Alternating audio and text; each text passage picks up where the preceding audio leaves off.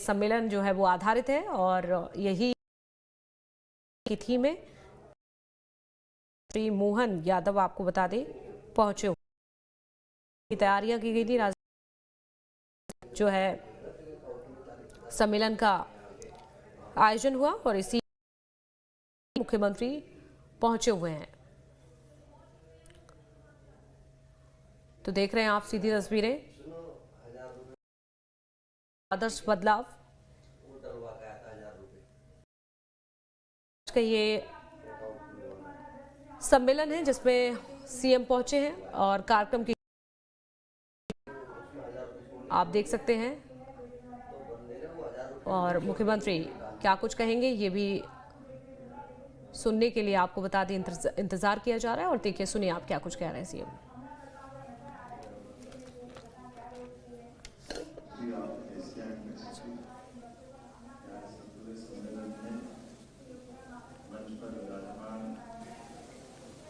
तो देखिए तस्वीरें आपको दिखा रहे हैं, सम्मेलन की तस्वीरें आप देख सकते हैं। राजधानी Bhopal philosophy degrees from the same university.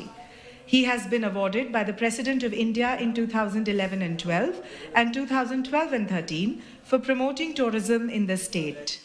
Before taking the oath as the 19th Chief Minister of the state, Dr. Yadav played a crucial role as the Higher Education Minister in the cabinet led by Shri Shivraj Singh Chauhan ji. His efforts to elevate the glory of Madhya Pradesh at not only national but also international level have been commendable. His responsibilities in the education sector underscore his commitment to enhancing the quality of higher education in Madhya Pradesh, a dedication he undoubtedly carries forward in his current role as Chief Minister, shaping the future of Madhya Pradesh. I would like to request Honorable Chief Minister, sir, to please address the gathering.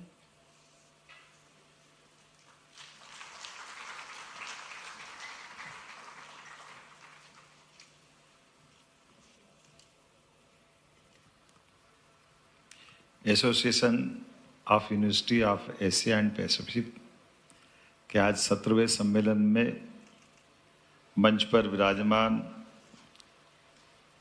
इस कार्यक्रम के खास करके इस association के संस्थापक और chairman doctor साबुर Khan Bangladesh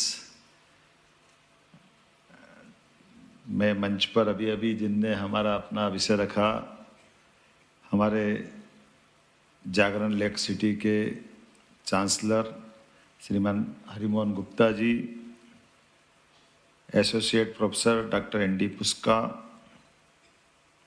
Romania doctor Anup Swaroop महासचिव, इस अवसर पर मौजूद हमारे एसईएस उच्च शिक्षा अनुपम राजन जी, समस्त आगंतुक अतिथिगण, शिक्षा जगत की स्वनाम धन्य हस्तियां, पत्रकार साथियों, प्यारे मित्रों,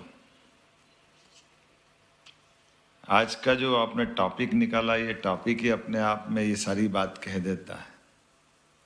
उच्च शिक्षा का बदलता स्वरूप और हमारे जीवन मूल्य। हमारे कई सारे घटनाक्रम इतने सी बात में दिखाई भी देते हैं और एहसास भी होता है, और ये भी समसामयिक होगा आज के दौर में ये बात करना। अतीत की काल की कई घटनाएं हमको असामान्य लगेगी, उन बात को अगर दोहराएंगे तो ऐसा लगेगा कि ये उस युग की बात है, आज के युग से कैसे इसका तादाद में मिलाएं। लेकिन अगर हम थोड़ी गहरी निगाह से देखेंगे तो कई सारी बातें आज भी होती उसी प्रकार से दिखाई दे रही, उसके आसपास ही सारा माहौल बना हुआ है। हम सब अतीत के काल में भारत के गौरवशाली पक्ष की तरफ जाएंगे। हिस्ट्री अगर पकड़ेंगे तो ध्यान में आएगा कि हमारे अपने अतीत में हिंदुस्तान के परिप्रेक्ष्य में बात करूँगा तो मैं बांग्लादेश को भी अपने ही करीब पाता हूँ। इस विचार के आसपास जिस विचार से हम बात कर रहे हैं, कुछ विशेष बात है शिक्षा की व्यवस्था के साथ जोड़ करके बात करने के लिए कि यहाँ के लोग इस हिंदुस्तान की अतीत की कोई भी एक घटना ऐसी नहीं मिलेगी जब यहाँ का शिक्षा पाया हुआ कोई भी शासन करता, राजा महाराजा कुलाध्यक्ष, किसी ने किसी देश पे कोई आक्रमण किया हो। लेकिन ये बात भी सही कि 1000 साल से 2000 साल तक, 2000 से लेके और कई साल तक यहाँ आकर के दुनिया के लोगों ने शिक्षा ग्रहण की, इसके उदाहरण मिलेंगे। इसके उदाहरण तक्षशिला, नालंदा, ऐसे कई और विश्वविद्यालयों में मिलेंगे। तो मैं समझता हूँ कि ये इससे कोरिलेटेड हो रहा है, जो मैंने बात शुरू की थी कि जो अगर हम जीवन मूल्यों की बात करते हैं, अगर हम मेरिट की बात करते हैं, तो दोनों से तालमेल मिलाने में सबसे अच्छी कोई जगह है वो हिंदुस्तान है, इसकी गारंटी दे सकता हूँ। इस नाते से आप सबका स्वागत करता हूँ, अभिनंदन करता हूँ। हमारे विचार के लिए सर्वाधिक अनुकूल अगर कोई स्थान 200 से ज़्यादा देशों में है तो वो हिंदुस्तान से मैं बात जोड़ के कर रहा हूँ। लेकिन ये बात भी सही है कि अपने हिंदुस्तान के अंदर भी ऐसे कई उदाहरण मिलेंगे जब योग्यता की तो कोई कमी नहीं थी रावण में। योग्यता की अगर बात करें तो योग्यता में कंस भी कम नहीं पड़ता था, और योग्यता की बात करें तो ऐसे कई शासक देखे ही गए हैं। लेकिन जीवन मूल्यों की अगर बात करें, हमारा मॉरल एक तरह से जो व्यवहार होना चाहिए, नैतिक मूल्यों की बात करें तो नैतिक मूल्यों में दोनों के बीच में जो अंतर था वो कौरव पांडव में भी हमको समान रूप से दिखाई देता है। कौरव में एक से बढ़कर एक महारथी, रथी सब कुछ थे, लेकिन नैतिक मूल्यों के आधार पर, जीवन मूल्यों के आधार पर पांडव से वो पांडवों को हीरो बनाते हैं और ये विलियन हो जाते हैं। दोनों में जमीन आसमान का अंतर हो जाता है। कर्ण की अगर बात करो तो कर्ण की अपनी योग्यता किसी प्रकार से कोई कम नहीं है। कर्ण का धनुर्धर होना, कर्ण की अपनी जो टैलेंट है गजब का है, अर्जुन कहीं नहीं लगता उसके आगे। लेकिन कर्ण की अपनी दृष्टि, कर्ण का अपना प्रतिशोध, उसके अपने अंदर के भाव, मनोभाव, स्वभाव, उसकी अपनी जिद, उसको अपनी सारी चीजों को चौपट करते हुए डूबते हुए जहाज के साथ खड़ा कर देती।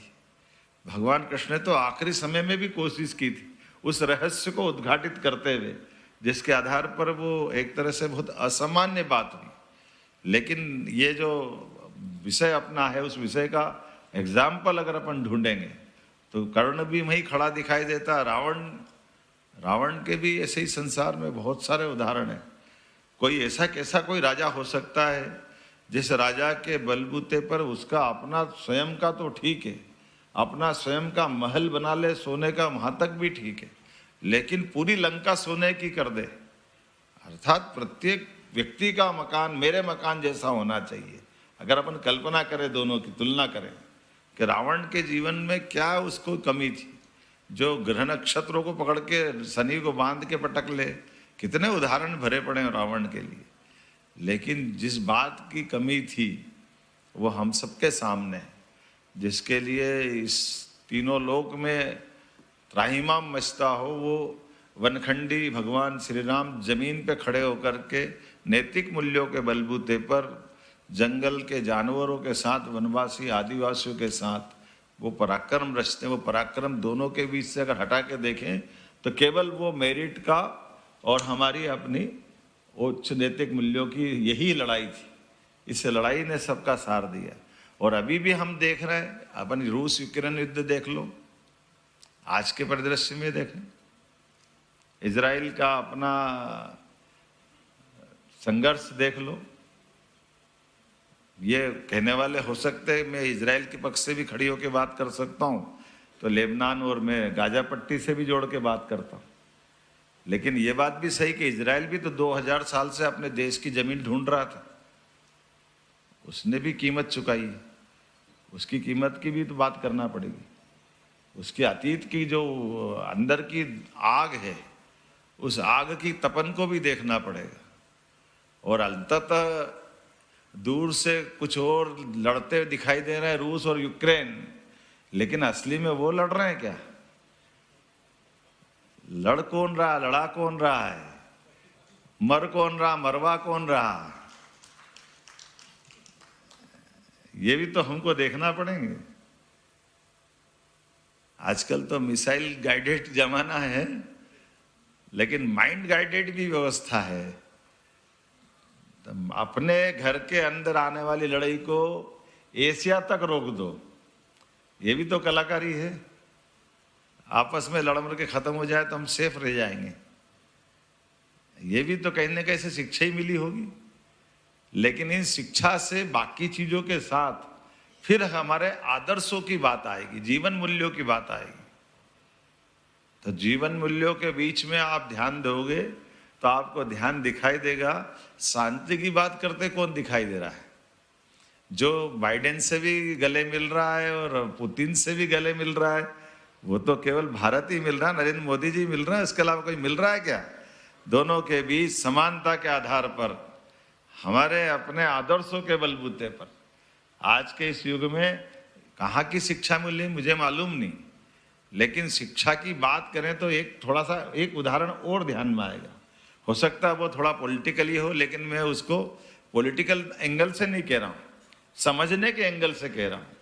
और समझने के एंगल से मैं नहीं समझ सकता हूँ कि उसको करना चाहिए कि नहीं करना चाहिए, लेकिन मेरे मन में आ रहा है इसलिए मैं रखने का प्रयास कर रहा हूँ।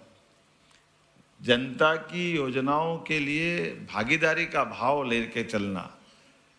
हम नहीं मानते कि हमारे जो डायरेक्ट डीबीटी डायरेक्ट बेनिफिट जिसको मिलना चाहिए, केवल कल्पना करो कि माननीय प्रधानमंत्री जी का अभियान, वो कल्पना करें कि 2004 से लेके 2013 तक हमारे जो सत्ताधीश प्रधानमंत्री करके रहे, जिनके पास बड़ी बड़ी डिग्री फाइनेंस की, वो खुद वित्त मंत्री रहे, खुद गवर्नर रहे, जिंदगी फाइनेंस में गुजारी, लेकिन वो कौन सी चूक हुई उनसे कि वो चूक एक चाय वाले के दिमाग में आई कि बगैर पैसे के भी खाता खुलता है बैंक में। बैंक में खाता खुलेगा और जिसका बेनिफिट उसके सीधे खाते में दे दे। ये कोई शिक्षा व्यवस्था की चूक है, व्यवस्था की चूक है, मन के भाव की चूक है? मुझे लगता कि अंदर की आग की चूक है कि जिसका हक उसको तक जाना चाहिए। तो शिक्षा की जड़ों की गहराई उसी प्रकार से जुड़ती है जिसके आधार पर हमारे लिए अतीत में एक उदाहरण मिलता है चाणक्य और चंद्रगुप्त का। चाणक्य चंद्रगुप्त के महामंत्री है, चंद्रगुप्त शासक है, लेकिन ऐसा कोई विद्वान जो शासन की व्यवस्था के अलावा बात करने उनसे मिलने जाता है, और जैसे मिलने जाता तो रात के समय हमारी पद्धति वैसी थी, जब दीप जला करके कोई बात कर रहा है तो मिलकर आए, उनने कहा मेरे को आपसे मिलना है, आइए आपका स्वागत है, क्या बात करना है? मेरे को आपसे थोड़ी दूसरी बात करना है, शासन की कोई बात नहीं करना। उन्होंने कहा कोई बात नहीं करना। तो जो जल रहा दीपक उसको बुझा देता है, दूसरा दीपक जलाता है। वो सज्जन देखते हैं गौर से कि क्या हुआ, ये दूसरा दीपक जला रहा, पहला क्यों बुझा दिया? तो उन्होंने कहा वो पहले शासन का जल रहा था, मैं शासन का पैसा फालतू की दूसरी व्यवस्था के लिए नहीं दे सकता हूँ, ये मेरे देश की नैतिक मूल्यों के आधार पर है। आप निजी बात करना चाह रहे हो तो ये मेरे निजी तेल से जलने वाला दीपक है।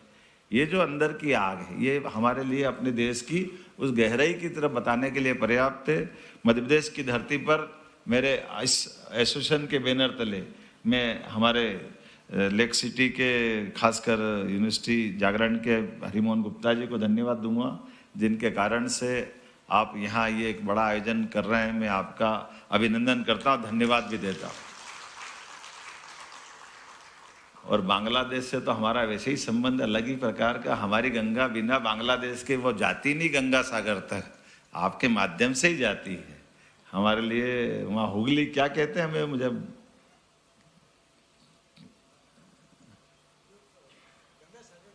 नहीं, गंगा सागर तो है, गंगा जी का नाम हुगली करते हैं ना बंगाल में।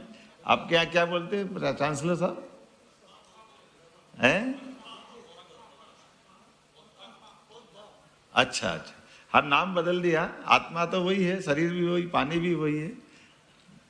तो मैं मान के चलता हूँ हमारी अपनी गंगा की धारा अपनी यात्रा में बांग्लादेश को समेटे हुए, और केवल यहाँ नहीं, जितने लोग यहाँ बैठे हैं, मैं उम्मीद कर रहा हूँ कि आपका यहाँ बार बार आना होगा, हर बार आपसे मिलते रहेंगे। मेरे अपने भावों को आपने समझने का प्रयास किया। मध्य प्रदेश सरकार की ओर से हमने 2020 में नई शिक्षा नीति लागू की है, जिसके माध्यम से ये बने बनाए स्ट्रक्चर को हमने तोड़ने का प्रयास किया। हमने कोशिश की देश के अंदर, यशस्वी प्रधानमंत्री ने, जैसे ज्ञान की कोई सीमा नहीं, इसी प्रकार से ये जो सीमाएं बनी हुई थी BA BCom BSc की डिग्री की, इसमें जो जिसको पढ़ना वो पढ़े, इसलिए हमने उसको भी समाप्त किया और उम्र भी समाप्त की। इसलिए आप हमारे कॉलेज में, यूनिवर्सिटी में अपने दादा भी पढ़ सकते हैं, पापा भी पढ़ सकते हैं और बेटा भी पढ़ सकता है। डबल डिग्री भी कर सकते हैं, 3 डिग्री भी कर सकते हैं अपने मध्य प्रदेश में। इसका ये भी हमने दरवाजा खोला है। उम्र की भी कोई सीमा नहीं, किसी उम्र से भी जाके कोई पढ़ सकता है। बैंक में जैसे जमा करने के बाद क्रेडिट मिलता है, हमारी डिग्री में भी क्रेडिट देने की गुंजाइश है कि आपने 2 सब्जेक्ट यहाँ से पढ़ लिए, इसके बाद और किसी कॉलेज में जाकर के पढ़ना है और किसी विश्वविद्यालय में जाके पढ़ना है, तो बाकी बचा हुआ हिसाब वहाँ से भी जोड़ सकते हो, डिग्री आपको पूरी मिल जाएगी। ये एक दिन आपने कोई भी शिक्षा के पावन मंदिर में अर्थात कॉलेज में गुजारा तो उसका हिसाब रखते हुए ये बार बार आपको इस तरह की व्यवस्थाओं में से न गुजरना पड़े, ऐसे कई दायरे खोले। मुझे नहीं मालूम कि अभी कहीं है, ये है तो हमने लागू कर दिया, ये मान लो। हमारे दरवाजे बंद थे, हमने ताला खोलने का प्रयास किया। मेरी अपनी ओर से पुनः आप सबका स्वागत है, वंदन है, अभिनंदन है, बहुत बहुत धन्यवाद। तो देखिए, मुख्यमंत्री मोहन यादव को आप सुन रहे थे, कई बड़ी बातें इस दौरान उन्होंने कही हैं, किस तरह से उनकी ओर से लगातार प्रयास किए जा रहे हैं। और इस जो ये कार्यक्रम, ये जो सम्मेलन की थीम है वो इस बार काफी नई है, और जिस तरह से बदलाव की बात की जा रही है और जिस तरह से मोहन सरकार यानी कि मध्य प्रदेश में जो सरकार अहम फैसले ले रही है शिक्षा को लेकर, जो बदलाव देखे जा रहे हैं, पहले शिक्षा को लेकर, उसको लेकर भी उन्होंने अपनी बड़ी बातें अपने संबोधन में कही। आगे बढ़ेंगे। उज्जैन को जल्द बड़ी सौगात मिलने वाली है, ये बड़ी खबर। उज्जैन में बनने वाले मेडिकल कॉलेज का भूमि पूजन सीएम मोहन यादव 21 नवंबर को करेंगे। आपको बता दें, 592.3 करोड़ रुपए की लागत से बनने वाले मेडिकल कॉलेज के लिए अगर रोड स्थित जिला अस्पताल का भूमि का चयन भी किया गया है। यहाँ 550 बेड का अस्पताल बनाया जाएगा, साथ ही 150 सीट वाला मेडिकल कॉलेज भी बनकर तैयार होगा। तो 3 साल में बनकर तैयार होने वाला जिला अस्पताल 9 मंजिला बिल्डिंग सर्व सुविधा युक्त होगा। तो वहीं परिसर में 9 मंजिला मेडिकल कॉलेज भी बनाया जाएगा। और ये देखिए, आपको बता दें, बड़ी सौगात मिलने वाली है उज्जैन को। 21 नवंबर को सीएम मोहन यादव करेंगे भूमि पूजन, ये बड़ी बातें आपको बता रहे हैं। और 529 करोड़ 3 लाख की लागत से बनकर तैयार होगा मेडिकल कॉलेज। जिला चिकित्सालय की भूमि पर मेडिकल कॉलेज बनेगा। तो उज्जैन को ये बड़ी सौगात, 550 बेड का सर्व सुविधा युक्त 9 मंजिला अस्पताल बनने वाला है। सुपर स्पेशलिटी मेडिकल कॉलेज का भूमि पूजन होगा। बड़ी सौगात मिलने जा रही है उज्जैन को। 21 नवंबर को सीएम यादव पहुंचेंगे और ये सौगात देंगे उज्जैन को। ये एक सुपर स्पेशलिटी हॉस्पिटल रहेगा, जिसमें कि रेडियोलॉजी के यूनिट्स रहेंगे, 70 बेड के ICU इसमें प्रस्तावित है। डिफरेंट डिपार्टमेंट्स रहेंगे। अन्य कॉलेजों से अगर अलग करें तो फिर इसमें न्यूक्लियर मेडिसिन का भी डिपार्टमेंट किया जा रहा है। तो लोगों को जो दूसरी जगहों पर जाना पड़ता है और जाने में जो खर्चा होता है, वहाँ पर जाना, वहाँ पर रुकना, वो सारी चीज़ें प्रॉब्लमेटिक होती हैं। तो अगर उज्जैन में ही ये रहेगा तो फिर लोग बड़ी आसानी से सुपर स्पेशलिटी हॉस्पिटल को कम रेट्स में ज़्यादा सुविधाओं के साथ एक्सेस कर सकेंगे और निश्चित तौर पर ज़िले में स्वास्थ्य सुविधाओं में विस्तार होगा।